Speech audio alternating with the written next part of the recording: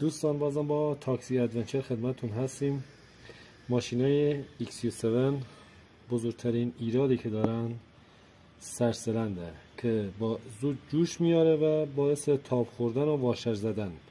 اگه میخواین از شر واشر زدن خلاص بشین، چیزی که مکانیکا هیچ موقع بهتون نمیگن، حتی بری بهشون هم بگین برمیگردن میگن یه چیزی من در آوردیه، ولی من تجربه اینو بهم ثابت کرده که این شلنگی که به قسمت برنجی وصل کردم و آوردم اینجا با یه والف موتور که میندازن تو ضایعاتی، میندازن تو آشغالی، والف موتور اینجا سوراخ میزنی و آبندی میکنی برای این شلنگ.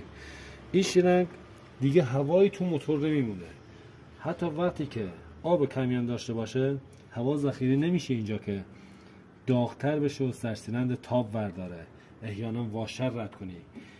حتی در موتور هم باز کنی، در رادیاتور هم باز کنی، خیلی راحت قشنگ میتونی هواگیری کنی. و الان من ماشین رو روشن میکنم که حتی نگاه کنی که در حین روشن کردن ماشینم هیچ اتفاقی برای رادیات و آب رادیات ماشین نمیفته که بگی بزنه بالا، و این طریقه میتونی هواگیری کامل ماشین رو انجام بدین. حتی هواگیری کامل انجام میشه، خودش انجام میده، هیچ موقع موتورتون داغ نمیکنه. وقتی موتور داغ میشه که هوای رو سرسلند هوای اضافی داشته باشه و هوای اضافی هم داغ که بشه سرسلند تاب برمیداره و واشر میکنه.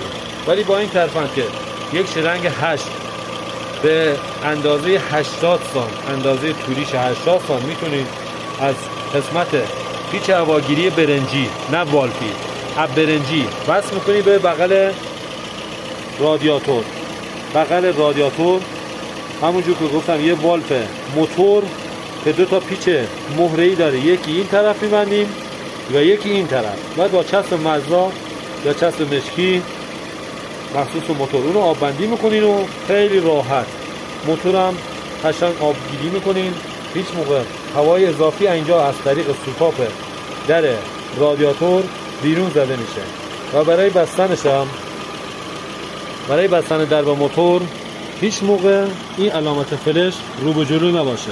علامت فلش رو کتابچه حتما باید رو به خودتون باشه که اون درب سوپاپ راحت هوای موجود در سرسلند رو تخلیه کنه. با این حالت علامت احتیاط رو به بالا، کتابم رو به خودتون.